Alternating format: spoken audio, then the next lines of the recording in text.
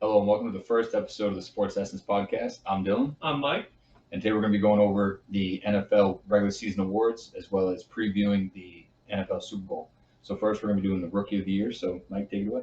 So my rookie of the year, after thinking of Justin Jefferson, um, Herbert, I ended up going with Jonathan Taylor, the rookie who ended up having to step up after Michael Paprita went down with the injury. I don't remember what it was, but he ended up having 11 touchdowns, almost 1,200 yards, with also with 299 yards passing. I mean, not passing, receiving, Yeah. and a touchdown with 69 first downs for that offense.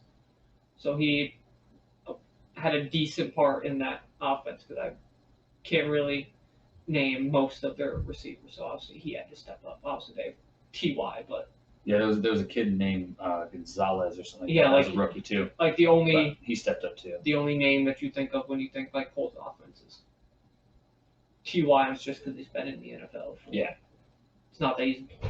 I mean, he's still halfway decent, but And he was hurt most of the year. yeah, too. it's not like you think Ty and you're thinking, oh, Colts are going to a Super Bowl type wide receiver. It's just, oh, hey, look, Yeah. there's T.Y. Hilton. Yeah, he's a speed guy that's not a speed guy Yeah. anymore. All right. Well, I got Justin Jefferson from Minnesota, over 1,500 receiving yards as a rookie. Like that's impressive. How many touchdowns did he score? It was like 8, 10, something like that. But I mean, when you have Adam Thielen on the other side, it's one thing that helps you out. But he was literally just beating teams with just his route running. Yeah. Like to be a route runner like that in the NFL as a rookie, that takes years to learn. That's why receivers so hard to transition. And from then the what? college game. Wasn't he out the first 2 games, and then he was Yeah, like he the missed- third yeah. receiver or something? Yeah, he or missed like some- the fourth. Like he came back and he was like, Yeah. Everybody's covered. I guess all tossed to Justin Jefferson at first, Yeah, he missed a couple games early in the season, but and then he was like, obviously the rookies are normally on most teams that have decent receivers, like Vikings have a decent receiving core. well, That they're he better was- than decent. You Well, got but Adam he- Thielen on the other side. Well, yeah, but I'm saying like he would have began like if he wouldn't have been injured, he probably would have started like the third wide receiver. He ended up being what, their second option. Yeah. Well, he later on turned into their first Yeah. option because Adam Thielen was getting double covered. Right. But I mean, like I said, route running in the NFL is hard to do. That's Yeah. why it's hard to transition. And he came in like he's a 10-year pro. So that's why I have him as rookie of the year. So next we got comeback player of the year, and I know you hate my option for this one because we were talking about it earlier. Yeah. I didn't even end up looking up Alex Smith's stats. I know he had a decent year Had an average year. for what, being completely out of the NFL for what, 2 years? Is it 2 years? Well, Wasn't he was calendar wise. Yeah. Came back from breaking his tibia and fibia. Have you watched that video? Yeah. From the Where his leg was all. well, no, I swelled mean, up. yeah, like, well, no, well, when he was kind of showing how they've been fixing it, like he's been taking muscle from like his back and whatnot. Yeah. Yep. And then he came back. Obviously, Dwayne Haskins had his a bonehead moments, which Yep. put him on the bench. Alex Smith got Steeler a now, shot. by the way. I saw that. Yeah. I'm not gonna lie. I had a feeling it was either gonna be you guys or the Patriots who were going to be like, let's just. Yeah. He has more potential than Mason Rudolph, so it makes sense. But I don't see him being anything. And let's be honest. Mike Tomlin is one of the best coaches in the NFL Yes. when it comes to grooming a young player. Bill's done it too in his career. More like wide receivers, But- young wide yeah. receivers. But But obviously, if you guys have Big Ben come back as well, that'll help to kind of teach them. Bill's definitely molded some Yeah. players. but Andy also, Reid doesn't. Obviously, the Chiefs don't need another quarterback, but if they would have, Andy Reid definitely knows how to. Yeah, but the thing with that though is you had him sitting with Alex Smith, and Yeah. working with Alex Smith. Alex Smith is not as talented as Ben Roethlisberger, but he has that professional mentality. Yeah. So if Dwayne Haskins can't learn from him, then there's not much he's going to learn from Ben Roethlisberger either, because Alex Smith isn't quite as talented, But yeah. but mentally and how he carries himself, it's like, I'll be honest with how biased I was for this Alex Smith comeback player of the year. Yep. My mindset going into the season was if Alex Smith played a full game this year, this was even before me and you talked about doing the awards. If he played a full game and threw for decent yards and at least a touchdown, I was giving Alex Smith comeback player of the year. I'll talk more about that when I go into my player. You can go on yours. Go. So mine's Ben Roethlisberger. Not just because I'm a Steelers fan, but was his rotator? Was his? Yeah, it was. I think he had the Tommy John surgery that pitchers would have. Yeah. But I don't know why I didn't think of your guys' quarterback. With my opinion on it is, it's not about just playing. I mean, Teddy Bridgewater came back and played after he had his knee thing, right? Yeah. But he didn't play great, you know. And granted, he was a backup; he would only come in. But you have to deliver. You have to give, yards. You have to give, completion percentage. You have to give all those other things. And Ben Roethlisberger beat him in everything. Granted, obviously Ben Roethlisberger played more games. And I'll say, you might not agree with me. Pittsburgh definitely has a little bit better offensive weapon team. Passing wise. Yeah, passing wise. But the big difference is Washington has a run game. Yeah, they have to take that pressure off your quarterback. Yeah, they have a running game to take off that pressure. Ben Roethlisberger, we didn't have that all year. Yeah. We didn't have an offensive line that could protect him all year either. So it was literally all Big Ben and what the receivers could do. Oh yeah, you know me. I like your team. So the stats matter and wins matter.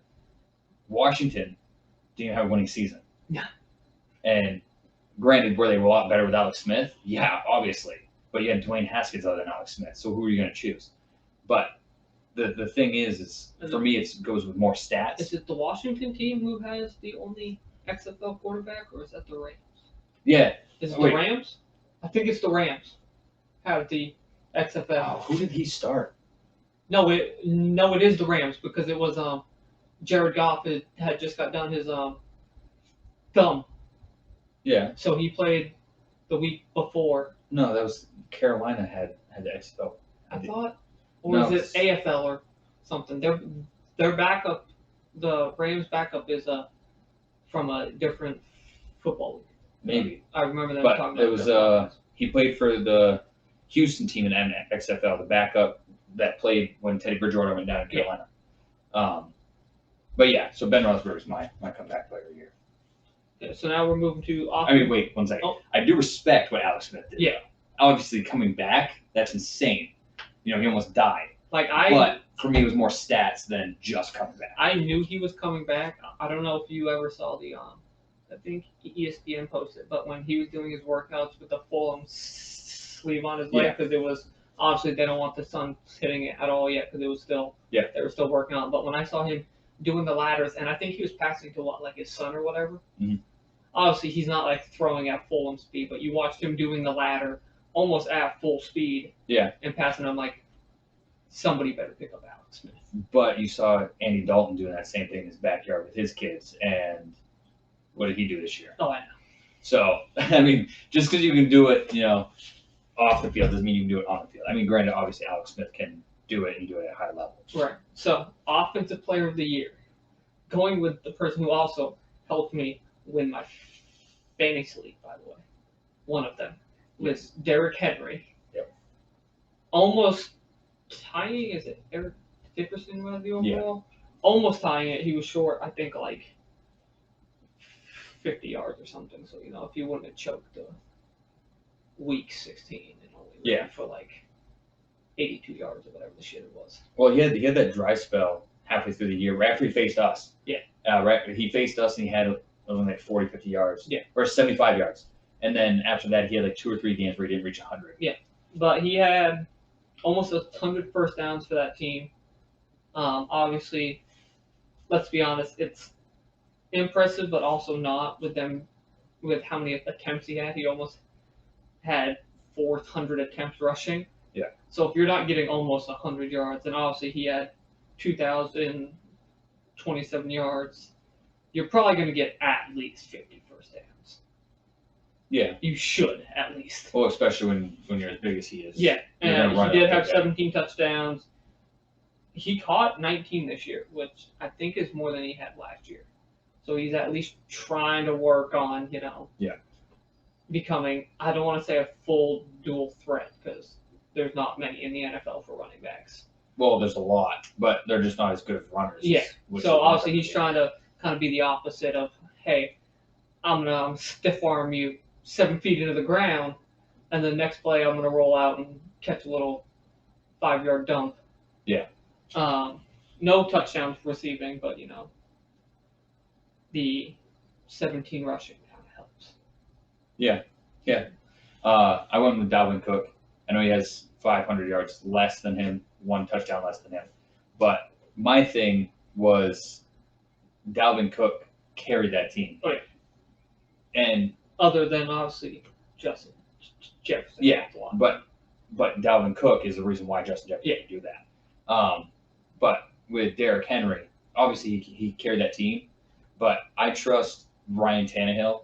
If we're down by 4, we need a touchdown. I'm not telling Kirk Cousins to throw the football. Exactly. Ryan Tannehill is not, he's not an elite quarterback, but he's above average quarterback. That if you need, if Derrick Henry doesn't have it, say Derrick Henry runs for 50 yards, but then Ryan Tannehill is still going to go out there and throw for 3 touchdowns. I would say a little counteract to your not elite. I would say he's lower elite.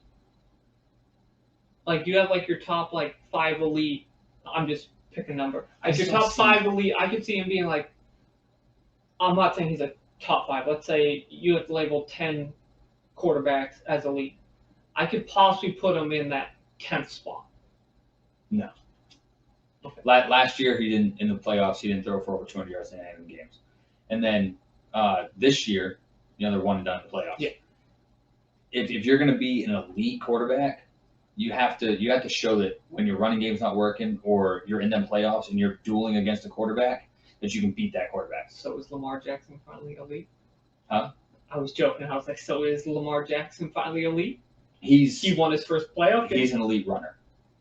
He's Michael Vick on steroids. Yeah. But do I call him an elite arm? No. No. An elite passer? No. But is he an elite offensive player? Yes. Yeah. It's a big difference. I wouldn't call him an elite quarterback, but I would call him an elite player. Would you give Ryan Tannehill an elite mind of the quarterbacks? No. I would say an elite teammate. Okay. Because he's more than willing to say, hey, if you want to run it 40 times a game, I don't care. And then you need me to pass it, I'll be there to pass it for you. But he doesn't have to be relied upon to win games because you have Derrick Henry. And then when you do need that little 4-yard pass, hey, yo, AJ Brown. Yeah. That's the big thing. Did you see it? I think he's having double knee surgery. AJ Brown? Okay, I didn't see that. Or he's having some, or I don't think it's major. I think it's just microscopic. So I'm assuming he probably partially banged up his knees this offseason. They're just kind of getting rid of some of them. No, I didn't know that. I saw he was getting something done. But yeah, Dalvin Cook had to. I know Derrick Henry had more yards, more touchdowns, and so that, so it looked like he had to carry his team more. But in all actuality, Dalvin Cook was that Minnesota offense. If he didn't have a good running game or running game that game, then that offense just floundered and did nothing. So you had one of my 3 offensive player of the years that I had written down. Yeah. Obviously, I told you I kind of just jotted down notes for a few, and then I kind of picked. My other one I did have was Devontae Adams. Yep. But we don't need to go over his stats. But I could see him possibly. I'm not going to say he's winning offensive player, but I don't know if they list like the first 2 runner-ups or not. No, they just they say who's in the running. Yeah. And then they pick. I can definitely see Devontae Adams being in them. Possibly in the running for offense. Hey, he made Aaron Rodgers' season look better than what it actually was. I mean, that running game helped out too. Yeah.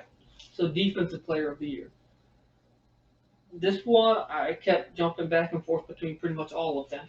But I ended up going with Tyrann Mathieu. Mostly he was getting most of his tackles by himself. His one-on-ones, he's not. Obviously, he definitely lost a few because let's be honest, he's a corner for the Chiefs, right? Or is he safety? Let's be honest, the safeties are in a lot of one-on-ones. Nowadays, Yeah. they tend to be more. If you're in a man coverage, Yeah. obviously. So obviously, if he loses his one-on-ones, it might be a touchdown.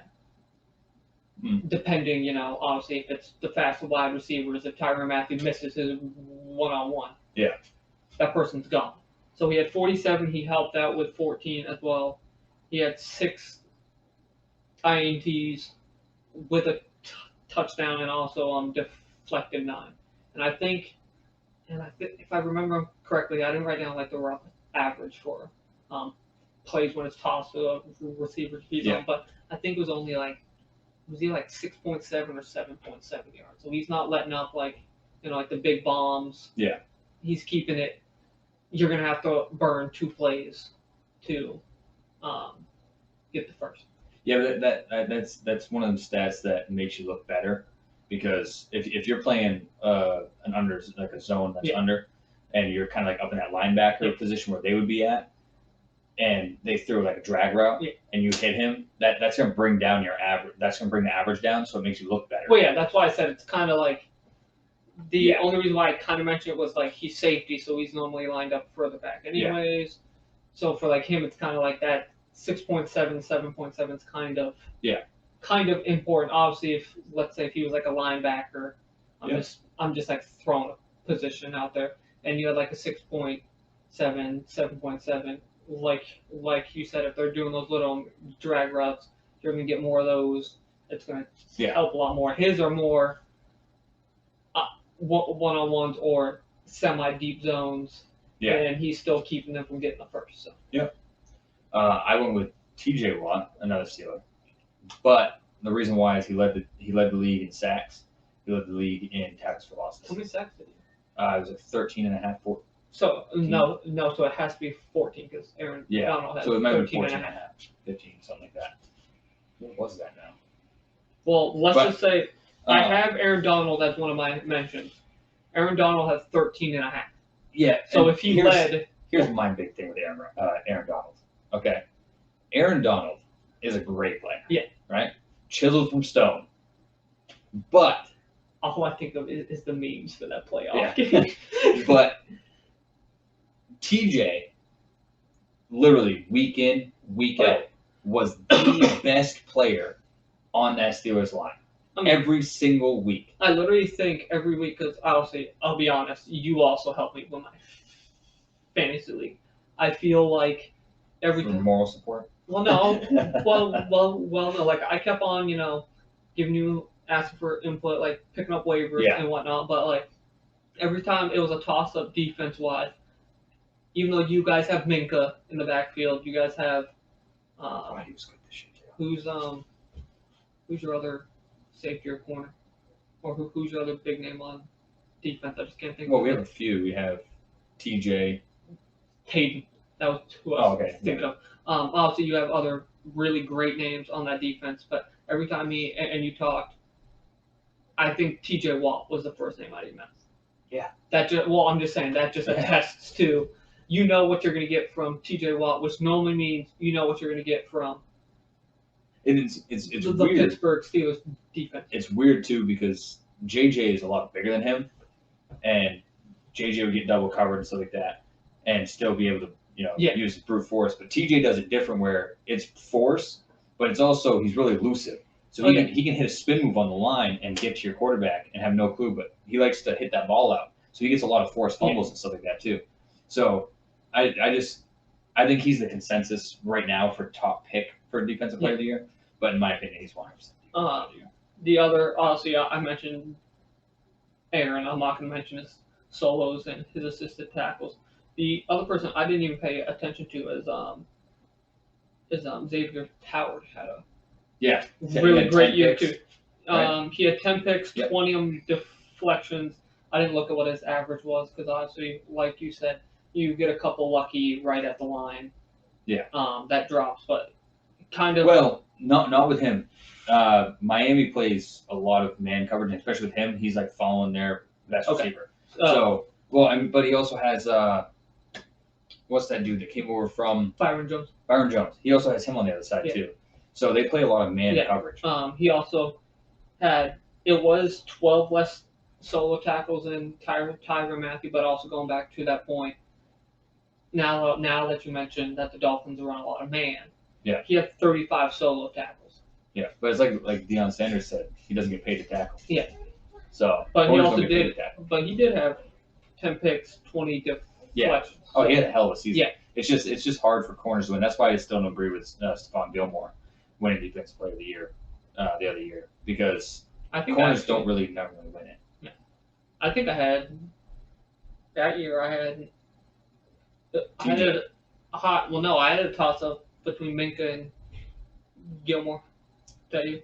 I said TJ. TJ, and everybody says it too. TJ got robbed Defensive Player of the Year last year.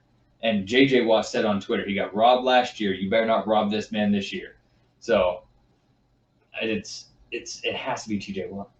Okay. Oh crap! Now here we go. Coach of the Year.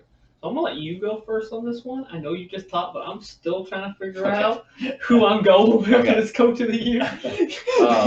I went with Flores of the Dolphins, primarily because I didn't agree with what he did with Fitzpatrick and Tua Tagovailoa. My man Tua. Yeah, but they started the season good, and then they're just like, hey, we're gonna go with the young guy, which it makes sense, but it doesn't at the same time, because I get you're running hot, so you're like, oh, let's make a switch now, so everyone's feeling good, everyone's got the morale's up, no one's down, but then you ruin that team chemistry, and somehow you go through a quarterback change, the quarterback's not happy about it, and you keep him happy, still helping the young quarterback, and your team rallies around each other still, even though you messed with the chemistry a little bit, and it didn't affect them at all. And then later on in the season, I can't remember who they were facing, but the fight at the end of the game there, and Brian Flores was right in it. They did have one earlier during the season with New England as well. Yeah, that but little scuffle. I don't think that was anything major though. Well, it was. I actually remember it. Obviously, Cam Newton loves to run his mouth.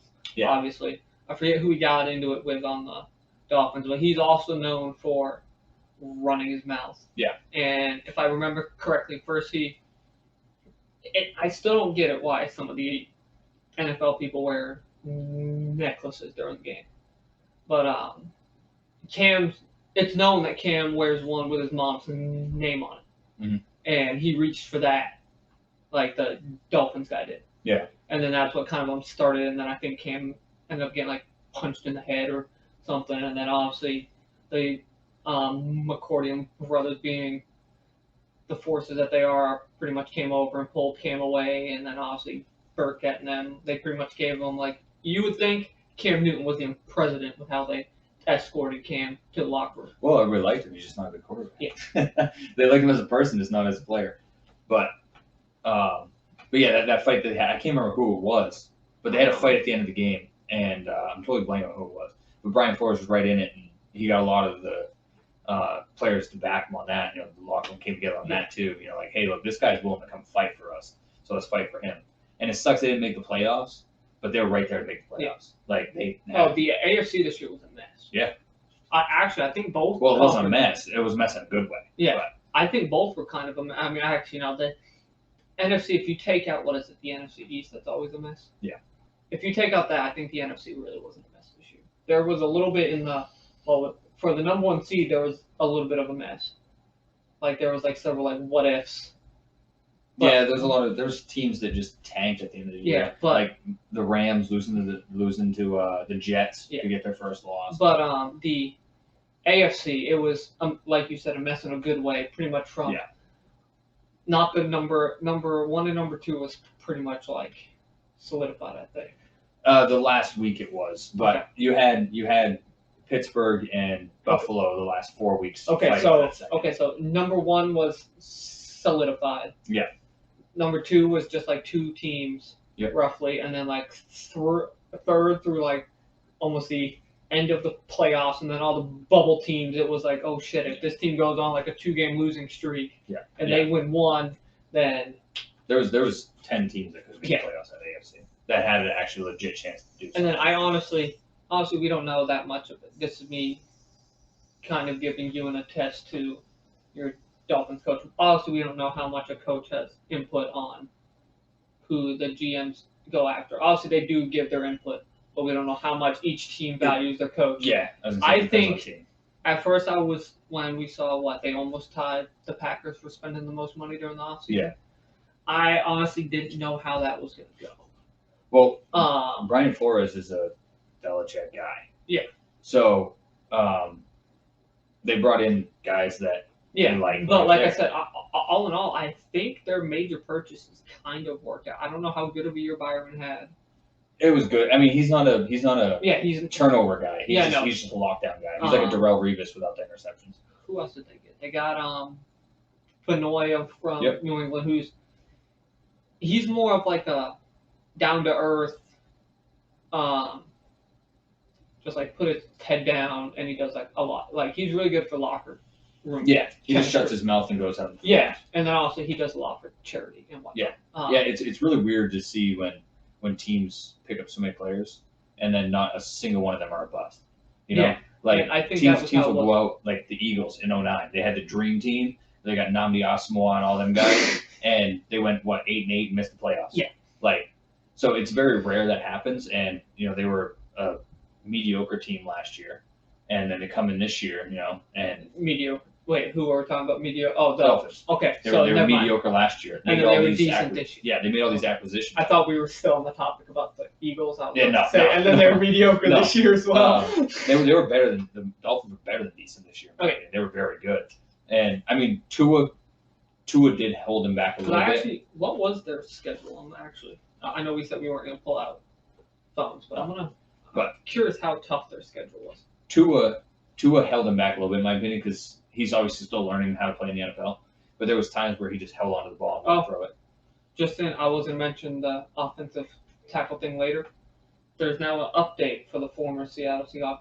If you guys haven't seen it yet, the Seahawks got rid of one of their offensive tackles. He got arrested yesterday, or maybe it was on Friday or whatever, for supposedly, I'm going to say supposedly just because, obviously we don't know everything, for choking out his girlfriend until she passed out. He posted bail, but the Seattle Seahawks terminated his contract. As of now, former Seahawks offensive tackle Chad Wheeler faces 3 criminal charges, including first-degree domestic violence assault. So. I don't know what the report says. It should be attempted murder. I mean, if it's as bad as they're making, so let me load. Yeah. The Chiefs schedule. I'm not the Chiefs. The Dolphins schedule real quick. All right. But we're gonna pause it right here, anyways. All right, back by the power of editing. So, Coach of the year. But my last point on your yes, on the Dolphins, their schedule wasn't that easy. Obviously, the 2 Patriots games, those were shocked. As much as that hurts my soul being a Patriots fan, our team was like a high school team this year. Yeah. The 2 games against the Bills, everybody obviously didn't know at the beginning of the season that the Bills were going to have a shot to make it to the Super Bowl, but they were obviously a powerhouse team. Yeah, I was going to say, they were looked at as one of the favorites. Yeah, like they were a favorite, but I don't know if the October game with the 49ers, was everybody still banged? I think everybody was still banged up for the 49ers. Yeah. So that one, but The 49ers are banged up since fucking. The Seattle game, that could be a tough one because that was also in October. So Russell Wilson was still in the MVP talk at that point. Which week? The 4th of October. So that's like. Oh yeah. Yeah. That was in the middle of his tear. Yeah. The Rams, obviously with Goff, you never know. Yeah. The Cardinals, Cardinals were hit or miss. In November. I think that was Kyler Murray. That was before Kyler Murray's injury. Well, the Cardinals were hit or miss all year. Chargers with Justin Herbert. Which, I mean, they just don't have defense. Yeah. So the offenses were. The offense seemed like it was putting up 31 points a week. Yeah. But the defense was allowing 40, so it didn't matter. Let's see. The Chiefs game, which they barely lost. Yep. And then the Bills game to end their season. So their schedule wasn't easy. No. And they still almost made the playoffs. Yeah. So with my point, I'm going with the Tennessee Titans coach with Mike Variable, because like me and you were talking, he pretty much kept who he wanted with that team, Yep. and figured out what holes they had, went out and found. Honestly, you think of that team, you really don't think of any like superstar divas on that team. No. Like, Well, Brown's a little bit of a diva, but you gotta look who his cousin is too. So, but also, he at least puts down his head and does enough work to kind of counteract his diva-ness. It's not like I'm gonna kind of throw a shot at your Pittsburgh Steelers. It's not like a Le'Veon Bell. that's not. He's not a Pittsburgh Steeler. He's a Kansas City Chief. Well, no, but I'm saying when he was with you guys, when he had his little diva moment. And It wasn't for him. Like, there's not any ill will with Le'Veon Bell. He was trying to get paid. Yeah. As a running back, you don't have a long career, so you have to get paid. I respect what he. I mean, I don't respect how he did it. Yeah. But I respect what he was trying to do. Antonio Brown is the one that lost all respect for me. You know, with his sexual assaults, with his cryotherapy thing that he messed up. That was so funny. You know, screwed the Raiders over. I mean, the Uh-huh. Raiders gave up stuff for him. Yeah. And they pretty much got nothing for him in return. But like, So you really don't think of any like divas. I think Mike Vrabel did a phenomenal job building that team with I don't want to say a bunch of no names, but like when you think of the Titans, you think of what? Ryan Tannehill, Derrick Henry. you think of Derrick Henry. Okay. Not Ryan Tannehill. That wasn't the order. Well, no, like Ryan Tannehill, when like me and you talk with my Derrick Henry talk, when Ryan Tannehill needs to pick up that first down to give Derrick Henry that quick breather, he picks it up.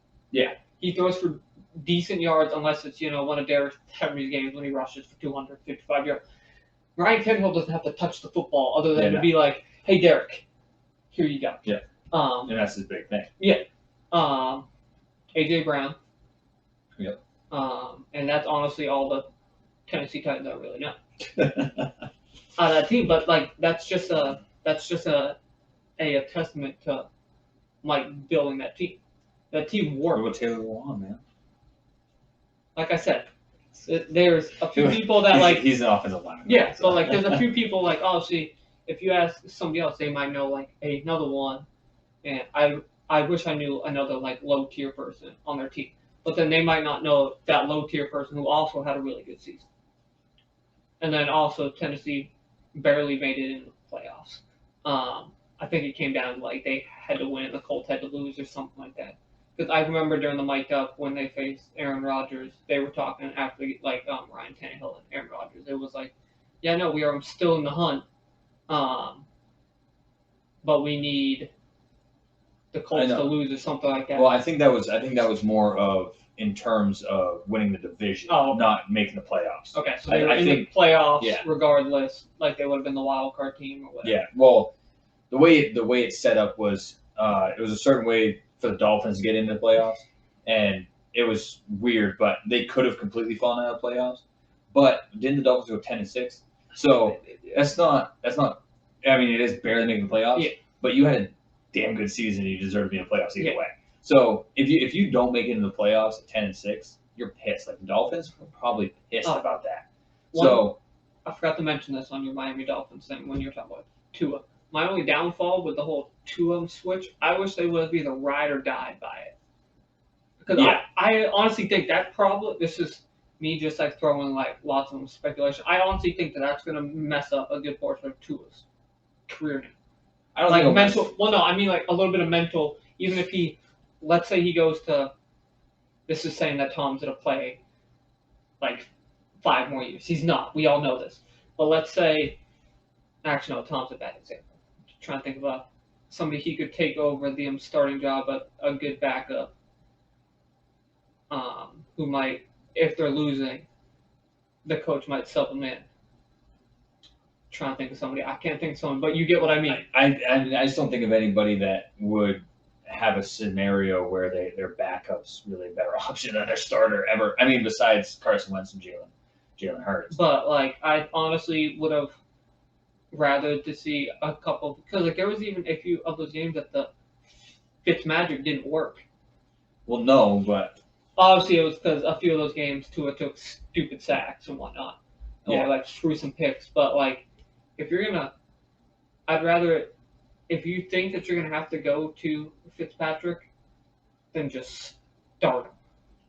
No, if once you committed to Tua, you're committed. You can't go back. He's a rookie, Yeah. and even if he was in his second or third year, you can't just say, "Oh, you messed up. You one mess up, you're out." You can't do that. You could do that with Brian Fitzpatrick if you had a guy like if you had brought in Andy Dalton if you didn't get Tua. Yeah. If you had like Andy Dalton and Fitzpatrick, you could have gone like, Yeah. intertwining the two, playing them in and out because they have experience in the league. Yeah. So they're not their confidence. Yeah, their confidence is going to take a hit, but not as much as a young quarterback Right. who's coming off a hip injury that thought his career might be over. So when you do that, yes, but I think with the chemistry that team has and the way that coach coaches that team. Oh yeah, I'm not saying like it wasn't like. I just view it like. Oh no, it was completely wrong. You're right. It was completely wrong what he did. Yeah, because then now, for all we know, next season Tua is gonna be like, oh shit, if I throw. Oh yeah, you're gonna play scared. Yeah. But with the culture that he's built in that team, Brian Flores has built on the team. I think that helps Tua because yes, he got pulled out. He shouldn't have. But at the end of the day, Tua knows it's all about winning. Yeah. And that they're going to rally around him no matter what. So even if he does mess up, because coming into this next year, it's going to be all Tua. Yeah. They're not going to do this whole flip flop thing. It's going to be make or break if they don't go and get Deshaun with it. I don't see why they would, but that's what they say is one of his top destinations. Is Miami. Yeah, Jets and. It would be stupid just to throw away Tua just like that after 1 year as a rookie. I mean, granted, Justin Herbert looked way better than him. On a quick note, this is just because I mentioned the Jets because that's one of the other. Do you think that if the Jets go and get Watson? Yeah.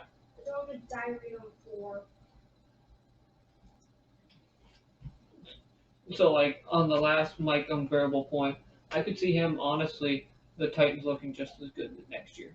Yeah. Which could honestly maybe get I don't know if you could get back-to-back Coach of the Year if the team's almost as good, or if they'll like chalk it as like a. They typically don't. They just chalk it as like, okay, so this coach knows what they're doing.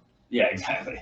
So MVP, I told you all 5 of mine are quarterbacks.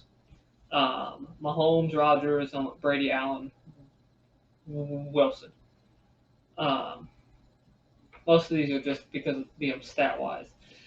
I still keep going back and forth between Rodgers and Mahomes when it comes to this. Should only pick one. I might see.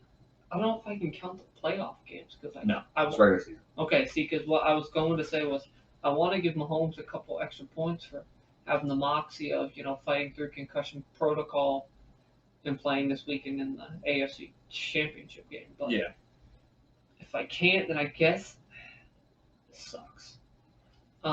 Guess we're gonna have to go with Aaron Rodgers, I guess. And I know you hate it, dude. Honestly, I feel like you would have even been mad if I would have picked Patrick Mahomes. No. Oh. I would have respected it. Well, to be honest, I wouldn't have agreed, but I would have expected it or respected it. To be honest, did we say we're gonna touch on the Super Bowl real quick? Yeah. Okay. So I'll say my points for that later, but he's probably going to be my Super Bowl MVP. So I'll go with Rodgers for this one because I don't think the same person normally wins both. I don't think. Well, it does happen. It does, but so Rodgers, it's kind of for me the biggest thing is his touchdown to interception ratio. Obviously, he had great receivers, even though a few of them were banged up for a couple weeks, but somebody, filled in on that spot. But obviously, when you have Devontae Adams, MVS, very good run game. Lazard. Very good run game. Yeah, I was getting there. Yeah. The running game, which both of the running backs, or is it mostly just Jones? It was pretty much Jones. But Jones can also catch too. Yep. So obviously and a good defense. Yeah, it's kind of easy to throw. Okay, I don't want to say easy because it is the NFL, but it makes it a little less challenging for the more elite quarterbacks in the NFL to throw 48 touchdowns, 5 interceptions when we just rattled off 6 offensive people. Yeah, but Valdez Scantling, in my opinion, is not up there. I mean, he's above average, but not that Well, much yeah, above I'm just average. saying, Same thing like- with Lazard. I'm just saying, if you toss it to him, the odds of him catching that in the end zone and keeping both feet in, he has a good chance on bringing that down. Yeah, he's a good deep ball guy. But only 5 interceptions. I think they faced a lot of like the top defenses this year, if I Yeah, remember correctly. And by top defenses, I mean like secondary defenses, not like some of the teams with like a top D line. yeah. So to only throw 5 picks, that's good. He did have one of the higher quarterback ratings, which, let's be honest, no one truthfully cares about the quarterback rating. Skip Bayless does. What? Skip Bayless does. Okay, well, there's one person. But they did have, yet again, another winning record at 13-3. Oh, Max Kellerman does as well. So a couple people. Yes. But he did have like a 70% of completion percentage. So, like, he's not missing a lot. He is missing, obviously, because no quarterback's perfect in the NFL, obviously. But also, when he misses, it's normally going out of bounds, or his wide receivers actually fight for the ball. This is kind of a shot at Mike Evans a little bit, because there's definitely been moments when it just looks like Mike Evans gives up on some plays. He goes for it. It's just he creates a bad situation when he goes for it. Like in the playoff game last week, when they're in the red zone, he tries to catch it, tips off his fingers, and gets picked. There's a lot of that. But a lot of and this goes back to MVS and Lazard not being big names. They'd rather, if they know they can't catch it, they'd rather make enough of a ruckus in that moment versus over being like, oh, see, Lazard didn't fight for that, so he got picked. Yeah. Because obviously they don't get as many chances as, let's say, Devontae Adams. Like, let's be honest, Devontae gets targeted like. He gets targeted a lot. So he gets more chances to fix his few mess ups. But he did also throw for 400, almost. He was only 1 yard short of 4,300 yards. I'd be pissed. Yeah. That 1 yard, come on, man. See, just my thing with it is he has a really good run game to fall back on. So, and that the game plan's kind of gotten away from Aaron Rodgers. Not to the point where, like, obviously he's not a factor. Obviously, if you throw 48 touchdowns, he's still a factor. But it's more run through, everybody being involved and not relying on him. And so I think that benefits him a lot as well. Yeah. I chose Josh Allen, and I know he's not even in the running for it in the experts' eyes. Yeah. But my thing with Josh Allen was, he was the reason why they were winning games. Oh yeah. And Aaron Rodgers also was too. But you didn't really have a running game to fall back on for Buffalo. He had Singletary, but he was the offensive line was better at pass protecting than run blocking. Yeah. And the reason why they looked better at pass blocking was because Josh Allen rolled out and was doing the right things at the right time. So, I mean, granted, he got beat up this week against Kansas City, but we're talking regular season, and I don't think there's any quarterback that's more valuable to their team this year than Buffalo's Josh Allen. Right. Because yes, they brought in Stephon Diggs and stuff like that to help him out, but that passing game was the way they were moving the ball. Yeah. And Josh Allen made a huge step up. And I know it doesn't matter what he did before this year, but he was looked at as an inaccurate quarterback that was like a runner more, not as good obviously as Jackson there, right. But he was looked at as a running quarterback, and he came out and showed that he's a very accurate quarterback, and he showed that he matured and that he could lead a team. And yes, he has a very good defense, just like Aaron Rodgers did. But I think the thing that sets them apart, in my opinion, is him not having a run game to rely on that can win the game for you. Like I said, I even have Josh Allen's stats written down because he was in my running. He actually had more yards than Aaron Rodgers. Yep. His which obviously means he was throwing it more. Well, not obviously, but the odds are he's probably throwing it more. Yeah. But he only had like a 1% like completion lower than Aaron Rodgers. He did only throw 37 touchdowns. He did throw 10 picks. Yep. The rating was a lot lower, but that's probably because he threw 5 more picks and threw 11 less touchdowns. Yeah. So exactly. But they did was have the bad. same record as Packers, so I can see why. It's another thing too is he was never looked at. Like they kind of looked at him, but they were like, oh, it's between Russell and Aaron Rodgers, and Josh Allen's like sitting over there on the side, like, wait a minute, and then he goes out and throws 4 friggin' touchdowns, and the whole team's going, hey, this guy for MVP. I think I had Josh Allen at least in my thoughts up until I think it was like week 7, 8, 9. There was like a 3-week span that it just seemed like Josh Allen could get like just enough going for them to win, and it's because the defense was holding most teams to low points, and Josh Allen was doing the things that I hate using the word elite, but I'm gonna use it. What the elite quarterbacks will do, they honestly don't care about their stats. Obviously, they love to throw for as much as they can, but if they realize that their game's off, but their defense is holding the other team, let's say, to like 4 field goals, that's what, 12 points? Yeah, he's going to do what he needs to, even if his game's off, to get 15 points. Yeah. Just enough. So he was doing enough to win games, but he wasn't, throwing for 460 and some touchdowns. He had those couple weeks, and I think that's honestly where a lot of people were like, oh, maybe Josh Allen isn't in the MVP talk. And then he had that week that he was like, so here's 4 touchdowns for you. Yeah, I don't knock him for, Oh, yeah, no, like every quarterback has those bad weeks. Exactly. I just think he had a few that like snowballed, and that's why people kind of like. Maybe. But... Like, let's say he was good for like there's what now, 17 weeks? Yeah. So let's say there's 16 right now. They're going to move up to 17. Okay, so 16. Let's say he's good for weeks like 1, 2, 3. He has a bad game 4. He's good like 5, 6, 7, 8. He has another bad one. And then he goes like 9, 10. He has the bad one. Then he finishes the season. He might still be. But it wasn't even like that. Like the first 4 games, he was on a tear. And then he had a couple of games where he was off. I think it was week 5, week 6 is what it was.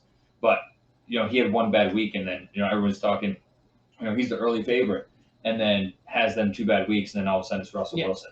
It's like, all right, so he's just forgotten. And that's his thing, is he was looked at as an inaccurate quarterback, and a quarterback that decided to run rather than throw it. And then he came out on a tear, and everyone was like, oh, Josh Allen can throw. Yeah, and then he had a couple bad weeks, and immediately they're just like, oh, no, it's just Josh Allen. He can't throw. Yeah, just to your point that Josh Allen honestly has one of the better arms in the NFL. Oh, yeah. He's got a cannon, dude. And that's even accuracy rise. Let's say you have heard people say that Patrick Mahomes is the next Tom, the next Drew Brees, whatever. Like the next, like. Well, they're saying he's going to be better than all. But for that point, he only had a 66% pass completion. Tom Brady, the person that everybody labels the GOAT. I know sometimes it depends what day I ask you about your Tom Brady talk on what kind of answer I get. But no, I always say I respect him. But for the sake of argument, the GOAT had a 65% pass completion. Russell Wilson, who was also one of the favorites for it, had a 68% of pass completion. So I agree with you that, people are putting, like, let's say if Tom had, I'm going to use Tom because, everybody loves the diva Tom a little bit. Yeah. Tom has Tom's, what was it, first 4 games were trash? Something like that? Half his year was garbage. And those only weighed on him. Obviously, he's not in the MVP talk. No. But those only, let's say those are only like a 5-pound weight. That's like 20 pounds on his season. People are viewing Josh Allen's 2 bad weeks. Obviously, he had a few that, like, they were up above average, but they weren't, like, monster Josh Allen weeks. But those 2 that were, like, you were wondering is Josh Allen secretly having an injury, whatever. People were pretty much weighing those games, like, 50 pounds against Josh Allen's season. And just instantly was like, okay, he's not. I wouldn't even say they were looking at it as a negative on his season. I think they were looking at it as, all right, so these first 4 games were kind of, luck. To be fair, one of them was a cupcake game against my Patriots. but still, they were looking at it as like, all right, he had his time to shine, he had his moment in the sun. Now here's the real Josh Allen. And then even though he came back from that and played great, they didn't really look at him as that top tier quarterback again, which sucks for him. But so I don't think he has any chance of winning it, but I think in my opinion he should win. So Super Bowl. Yes, the Super Bowl. Kansas City Chiefs versus Tampa Bay Buccaneers. No, Kansas City Chiefs at I was getting Tampa Bay that. I was getting that. Versus Tampa Bay. In Tampa Bay. Yep. The odds of this happening, because they pick the Super Bowl a couple years in advance, location wise. Let's be honest, a couple years ago, damn well Roger Goodell and company were like, oh, Tampa Bay is never going to the Super Bowl.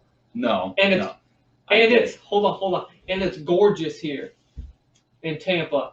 Let's have a Super Bowl here. I can tell you right now, Tom Brady was like, well, I've already won 6.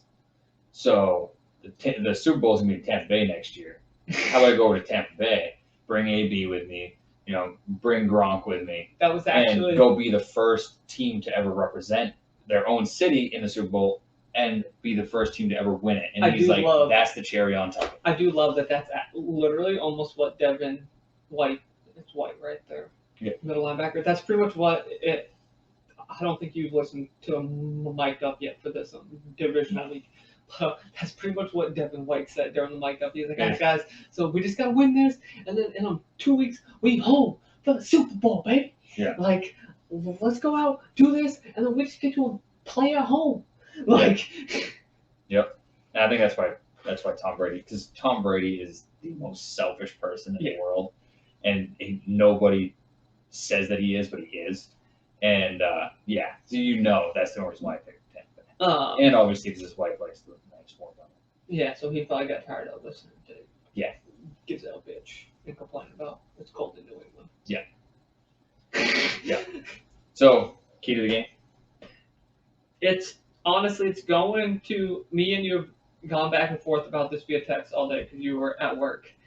These offenses are going to do the offensive things. Hopefully, Micheal. Wait, let's talk about that really quick though. I was at work all day, and then he got to hang out at my apartment with my girlfriend and my dog. How was that fair? But yeah, go ahead. So hopefully, this is going to be a shot at the one major downfall of the Chiefs this past week against Buffalo. Hopefully, Micheal Hardman doesn't, muff a punt. Yeah. On the 3-yard line again. But because obviously, let's see. Chiefs have Tyreek, Micheal, Kelsey. Who am I missing? Watkins. I'm not going to keep trying to think of. They got Clyde Edwards-Helaire. Okay, and then now we jump to Tampa. This is just throwing them all out there. I don't know if AB's playing or not. I know you don't like AB, but he's at least he can pick up 30 yards if they need him. Yeah. Like if they need to dump off to him, he's there to pick up 30. They got Mike Evans, they got Godwin, they got Gronk. They got Howard. So obviously these offenses. Not to mention their tight ends. Or their running backs. I would say Fournette and Jones. The offense is stacked. Yeah, and these Tom Brady gets all the credit. I'm praying to God this isn't like the Chiefs-Rams game during last year's regular season, where what was it? Oh yeah, like 53-49 or whatever. It was like 42-49 or something. I'm praying to God, because you know me, like when my Patriots won against the Rams, when it was like 12-10 or whatever the fuck it was. I think it was like 3-9 or something. You know me, I love defensive games. Yeah. Obviously, me being a Patriots fan, I've gotten very used to having heart attacks during Super Bowls. That one was pretty much a heart attack for the whole game. Yeah. Neither team wanted to win it. Yeah. This one, I'm praying. We both know it's probably going to be a gunfight, and it's probably going to come down to one defense. Maybe because Devin White, he's had enough of a force on his season that people aren't saying he's washed, but he hasn't had breakout year. I think he only has 3 picks and a couple sacks, I think. So, maybe Devin White might, drop back in coverage, get a pick, which could set up Tampa to win. Tyrann Mathieu could, get a pick, or Frank Sharp, or Frank Clark could get a couple sacks, and disrupt Tom, because let's be honest, once Tom gets sacked, he starts seeing some ghosts. Yeah, if you put pressure on him. Yeah.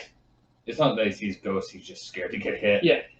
Like, he's fine with his pocket, like, collapsing until he actually gets sacked. Yeah. Like, he's been decent, like, this year and, like, even last year with New England. As long as he gets the ball out and he gets knocked down, he's fine.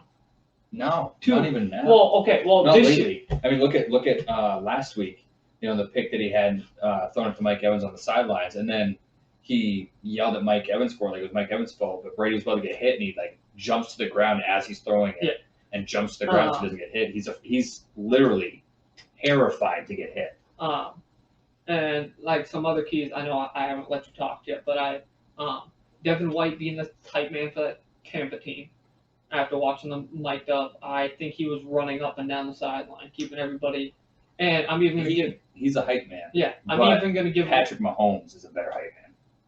Well, I'd rather have Patrick Mahomes be my hype man. I haven't gotten to Kansas City yet. A combination of, because honestly, they were the mic'd up for the Kansas City game. It honestly wasn't even Patrick Mahomes, really. It was. Well, they were winning. Well, yeah. Well, there for a little bit they were down. But actually, going back to Tampa for a second, also Mike Evans, too, was keeping the team, let's just keep on pedal to the gas, because let's be honest, Aaron Rodgers is one of those quarterbacks. If you don't keep the pedal going down, he might end up mounting a comeback. Not in the playoffs. In the regular season, but not the playoffs. But Aaron Rodgers folds. But, so now jump to Kansas City. I could see it being one of their wide receiver core, Tyreek, Micheal, because obviously they're both kind of young. I think Micheal's this is second year in the league. Yeah. And then Tyreek's third. I think he's like fifth. Fifth or sixth. Wow. Either way, if one of them gets hyped, they all feed off. Even Patrick Mahomes, he can even start the gas. Kelsey only gets hyped when something big happens. So when Kelsey begins getting hype, I feel like it has that extra little oomph to it, and then Tyrann Mathieu with that defense. So, but Kelsey puts in the dirty work while he waits for his turn. So, my obviously the key to the game too is the defensive stop. Yeah, just some defense is gonna. But the more I think about it, Kansas City's defense isn't horrible. No. So, and we've seen throughout the year Tampa Bay's offense struggle. Yeah. So there is still that element where it could be maybe Tom Brady's not having a good day, or maybe it's not Tom Brady because he does rise in the Super Bowl, he does rise in the playoffs. Maybe it's not Tom Brady, but maybe it's Mike Evans, maybe it's Godwin. Maybe Fournette fumbles like he's known for doing in Jacksonville. Right. I feel like there is a chance where it could go ugly for Kansas City, beating them. Yeah. But I don't feel like there's ever a spot where it could go ugly for Kansas City. Like they're not going to put up points. So it's going to be, in my opinion, because I don't think it's going to go that way. I don't think Kansas City's going to shut down Tampa Bay. No, God no. I think they're going to show up. So I mean, they have a chance of not showing up, but I think it's going to be a shootout. I mean, we both do. Yeah. It's going to be a shootout between the two quarterbacks, the two offenses, and whatever defense can get a stop is going to win the game. And I trust Kansas City more to do that. See, funny thing, because remember how I was telling you earlier, I thought that they did an offensive rookie of the year and a defensive rookie of the year. How funny would it be if, because I didn't even mention my two defensive rookies of the year, because obviously all the offensive rookies this year, not all of them, but the top ones, they popped off to the point that, like, Chase Young and Snead don't even have a chance. Yeah. I could honestly see, because, like, that's kind of what happened last year with the it wasn't rookies, but with Damian Williams being a walk-on, and then also Raheem being a walk-on for the 49ers, or like a last-round pick or whatever he was. I think he was a walk-on as well. Those people who, like, nobody really thought that they had a shot. Yeah. Just stepped up. Yep. Because let's be honest, Patrick Mahomes at his hero complex, like I honestly think he has. Damian Williams was like, all right, cool. You're going to wait till because they were down, 21? Yeah, no, I don't think it was that bad, but they were down. Was it like quite a bit. 14 or something Something like like that. that, yeah. 10. Oh no, it was 10 points. It was 20 Was it to 10? 10. Yeah. But Damian Williams was still putting in his dirty work, and he had a decent game. Yeah. Just like Raheem. Honestly, if the 49ers would have won that Super Bowl, I honestly think that Raheem probably would have got the MVP. Maybe. It's hard to beat out the quarterback MVP just because they give them so much credit for the win. But like I could see, Snead coming up with that pick. Yeah. It's obviously even though Tom's very good at dissecting defenses, the first person you think of on not counting like the defensive line for Kansas City because they do have some decent names on that defensive line. The first defensive player you honestly think of with the Kansas City defense is Tyrann Mathieu. Yeah. So Snead might be able to sneak that one pick that Kansas needs. But the thing with Tyrann is what helps him is being a safety. So if he's in zone, you don't know where he's going to be in the field. And he's small. You're gonna. I mean, you're Brady. You're smart. You're not stupid. You're gonna try to look him off and get him to go one way so you can get it to a guy that you want to that's in his area. And I think Tyrann did that. I don't think it was the Josh Allen game. Who did Kansas City play the week before that? They didn't. No, I thought they played. No, they played the Browns. Yeah, they played the Browns. I was thinking. Obviously, Jesus, I was thinking wild card week. Obviously, Baker Mayfield's nowhere near as good as Tom. Obviously, but Tyrann had one of those fake. He had one of Baker's. I don't think he'll ever be anywhere near Tom in his career. But Tyrann had one of those. I think it'll be where freaking Alex Smith is. But he did have one of those picks that he even had. I think he was matched up against Jarvis Landry. And he even confused Landry. Yeah. He faked him, drop back, and literally as soon as the ball, because Tyrann's small. Yeah. And he moved I saw the signs and. Well, he's small, but he's big. But he's labeled as the Chiefs Kingdom Chihuahua. I saw signs for it, and I kind of laughed. But he got that. And obviously, he got taken down relatively quickly after because Landry's decently quick. Yeah. But that pick, Landry was like, wait, where did he come from? That could honestly be what happens. Yeah. Obviously, Tom's a little better at dissecting defenses, but. Yeah, and he knows to look off guys. Yeah. He knows how to get the defense to move to where he wants them to go. But depending who that passes to, I could see Tyrann possibly out-muscling Leonard Fournette for a pick. Because you know how Tom likes to run his it would be route. It would be a little drag, like a little flat route from the running back. But I don't think Tyrann would handle anything like that. It's just Andy Reid, he always has some little weird. Yeah, that's more the defensive coordinator. Yeah. Andy Reid's more of an offensive. Or even I could see him. Obviously, I don't think I could see him out-muscling Gronk for a ball. Yeah, now, Gronk didn't come back to being Gronk. He's now Rob. He's not Gronk. AB, I could see Tyrann out-muscling a ball from AB. Oh yeah, easily.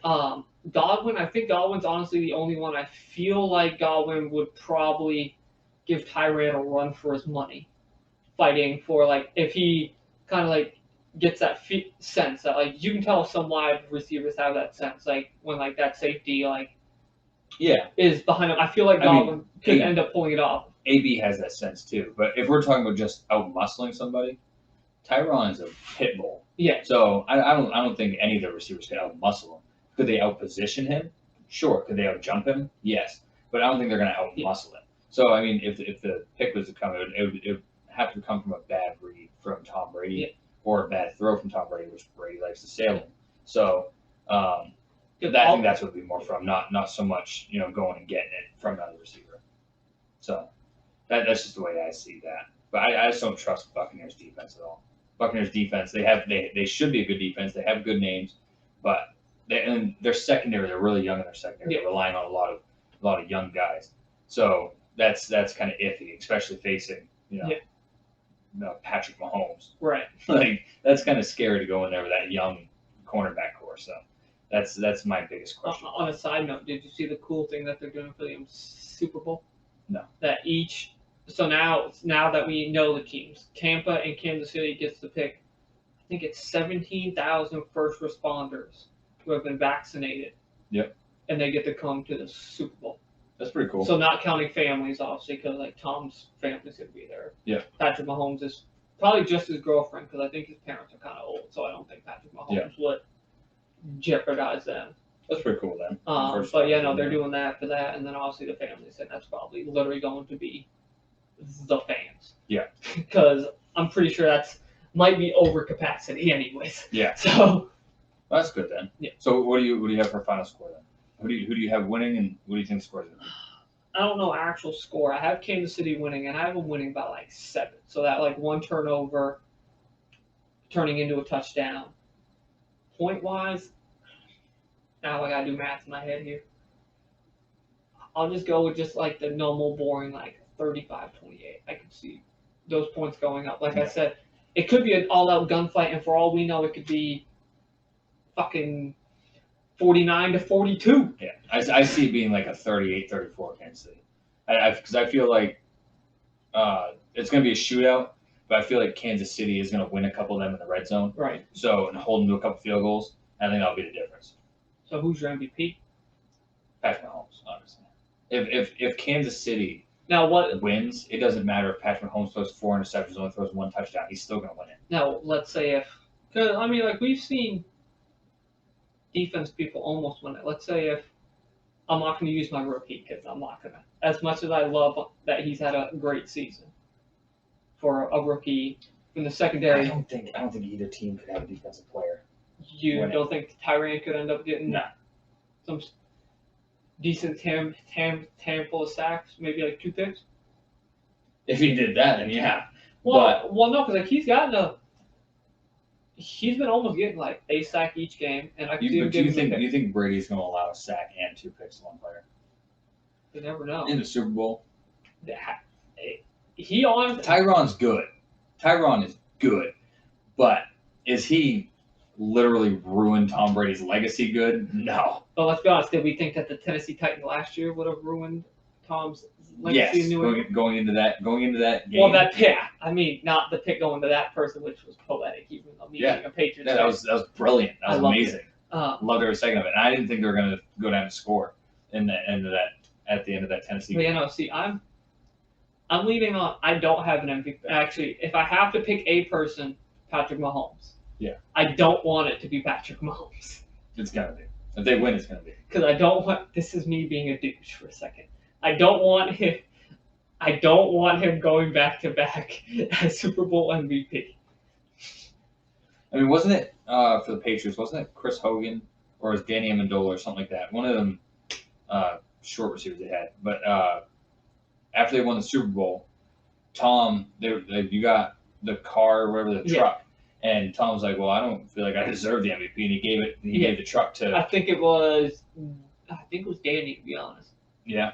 I can't remember which one it was, but whichever one it was, he gave it to them because he's like, you're the real reason, you're the one that caught it, and so it's just hard for anybody else. Or like in today's football to win anything. See, my thing is like I hate it when it's just like, oh well, the quarterback threw 2 touchdowns, but like the year against the Seattle Seahawks for New England, I don't remember who won that MVP, but Oh no, that's what it was. It wasn't receiver. It was Malcolm Butler. Okay, so Malcolm Butler got the pick. Yeah. And he's like, you're the one that got the pick. You're the one that won the game. So literally, there's my point right there. As much as because Tom had a decent game night. Yeah. It was honestly, if let's say that pick never happened. I know this is what if the pick never happened. But no, but I'm saying if Seattle wouldn't have got into the red zone. Okay. Like let's say the pick happened further down or like a sack knocked him out of range, yada yada yada yada. Tom definitely had an MVP caliber for that. Yeah. Yes. But like we both just said, if Malcolm Butler doesn't realize that they're mixing up the play, because let's be honest, everybody, a lot of people thought, because that was Marshawn Lynch was having a great year that year. Yeah. But if you remember correctly, that whole week leading up to the Super Bowl, they practiced that play. That's why Malcolm Butler knew it was coming. Yeah. So, and Malcolm Butler's he's not ginormous, but he's honestly he's a pit bull like Tyrann obviously a little bit more of a pit bull because he's a little bit bigger. Yeah. But he knew literally his job was to, all right. So I know damn well I'm about to run head to head with Marshawn Lynch here, and I have to win this bump fight here to get this pick.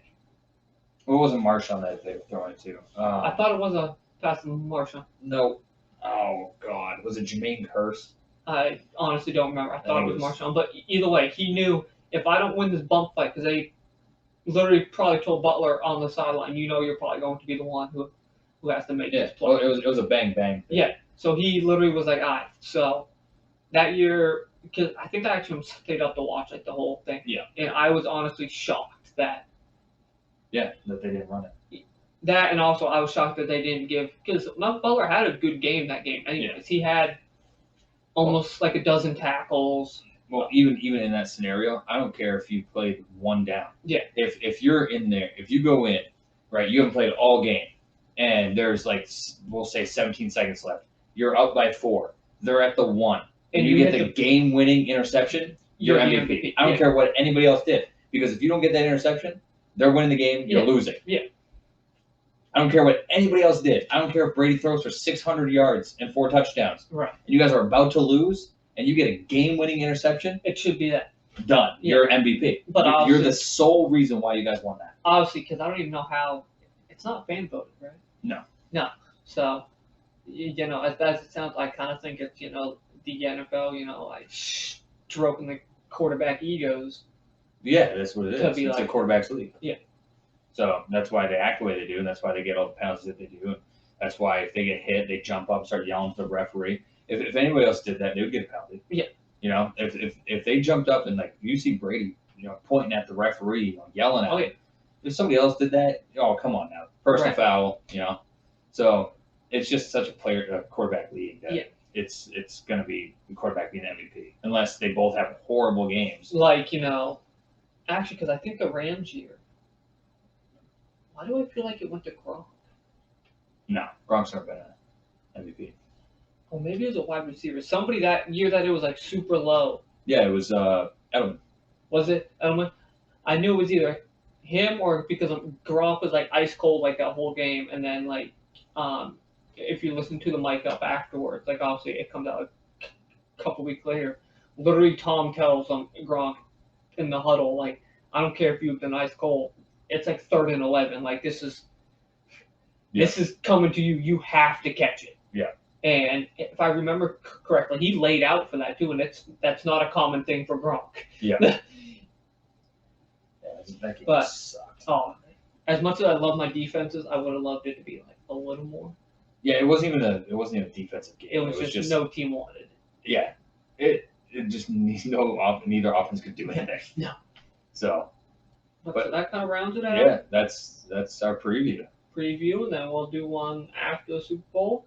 Yes. So check back in for the review of the Super Bowl and also the headlines going into the off season and what we're most looking forward to in the off season. With the different quarterbacks that are going to be changing where they play for, the different coaching acquisitions that they're going to have with there's 6 head coach vacancies, or 1 got signed now, but something like that. But there's 6 going in to next year that are going to be new coaches, so we can go over that. I think Urban Meyer's now. Yeah, Urban Meyer is Jacksonville. Yep. So we can go over all the fun off season stuff and look forward to next year already. Oh, dude, I'm excited for next year. And it's the NFL, dude. You have to be excited. Like, I'm thinking Drew Brees is retiring. Yeah. But at first, He hasn't formally announced it yet, though, has he? but like, we've seen enough of the different versions of Drew after losing playoff game, even Oh yeah. close ones. Oh yeah. It's done. I mean, By that wave, because Yeah. I don't know if you've watched that video. Yeah, and him and Brady played pass with this kid. Yeah. Like if Breeze was not getting done, he's not gonna be like, hey Tom, can you play pass with my kid? It's gonna be the last time I'm gonna be out here with him. Like I guarantee you that's what he told Brady. Like, hey, don't tell nobody. But look, this is my last go. We play pass with my kid. So, one last little quick thing, even though we just did the outro. How are you feeling? You said who's done for Pittsburgh? Because remember me and you were talking about because I didn't know the background to why Big Ben was. Oh, Marquise cheering. Pouncey. Are you? I think it's Pouncey. Are you like super sad that Pouncey's done now, or did you kind of see No, it starting to kind of our whole offensive line? So this is more getting into the technical part of the offensive line, but our offensive line got into the thing of this is why I think our running game wouldn't work. We would tiptoe our feet, like we'd move our feet really fast, and when you're run blocking, you want to get into them and push them out of the way. You want to create a hole. And so for pass blocking, that's good if you're quick on your feet and tapping your feet because you're moving with it, right? You have more control of where he's going, and you can get there faster and just stay in front of him. So that's good. But they were still doing that in run blocking, so they weren't getting them holes open. So I think more than anything, we need to revamp that offensive line. We need to take somebody in the draft, maybe hire get an offseason acquisition or something like that. But we need to do something with the defensive or with the offensive line so that we have more run blocking. Because right now it's between the footwork and the way they're blocking, it's 100% pass blocking. Right. And you're not going to be able to have a run game. But it's not like we have a horrible running back. No. We still got to sign James Conner, but even Benny Snell behind him, we don't have a horrible running back. It's just the offensive blocking was not there. The run blocking at least was not there. So. And Jason Witten retired. Yep. As a Cowboy. Yes. Yeah, he's gonna send. He said, I don't think it's gonna be a 1 year thing. No, it's a 1 day deal. Yeah, 1 day. Yeah, it's a 1 day deal. Just because I mean, I'm shocked he didn't just stay retired. To be honest. I know it was weird that he was, for one to come back. And it wasn't even with like. Well, he came back with Dallas, and then he went to the Raiders after that. He's like, I just want to come back for 1 more year, and he comes back with Dallas, and then he's like, all right, I'm gonna play another year with the Raiders. It's like, your whole career you're with Dallas. Yeah, so it's just weird. That's kind of a good note. I could see him being some form of their coaching staff. No, he's gonna go back in broadcasting. Oh, is he? Yeah, 100%. Dude, that's another reason why I think that Drew's done because he has that contract. Remember, he's already signed one with either NBA. Well, he signed one for when he retired. Yeah, so I mean, you already got the gig, and you just kind of. But that's for whenever he wants. So if he wanted to come back, I mean, I don't think he wants to come back. No, I don't. By that wave, you could tell he was like, I think this is because like as bad as it sounds, I could see Tom, as bad as it sounds, driving his career into the ground. Yeah. Obviously, he's still going to go down as one of the greatest quarterbacks. Yeah. But I could see him keep pushing the envelope until he has an atrocious season, and then he's going to be like, I'm done. Like Peyton Manning. Yeah. Drew's like, because his season wasn't horrible this year. And he also had the injury as well. Yep. So I feel like he honestly got like that shot of morality. It was like. Yeah, I mean the injury, but I think it's more. And he wants to kind of end on top. But them signing Jameis, and then they're so vocal about saying this is Jameis's team next year if he's gone. I mean, I think the Saints know more than what they're saying, obviously, because they own that respect. But them saying that Jameis is Jameis's team next year if Brees doesn't come back, I think that's them saying like, hey, we're ready for you to go. Yeah, like we don't want to tell you to leave, but I think it's time for you to go. And you don't want to see like Peyton Manning. You saw him be great for years. Then that last year you just kept pushing the envelope, and then it just. You just felt bad for him that last year. You're like, dude, you're nothing what you were. You're nothing. So, but yeah, so stay tuned. So come back for that and check out the off-season clear. We got a lot to say about it. So, anything you want to say? Nope, I think we touched on those. I think we'll know by the end of the week if the Seattle guy gets charged or not. Yeah. Because I think it said like February 2nd he'll be in court already. Yeah. So. Okay. But thanks you guys for watching. Hope you guys enjoyed.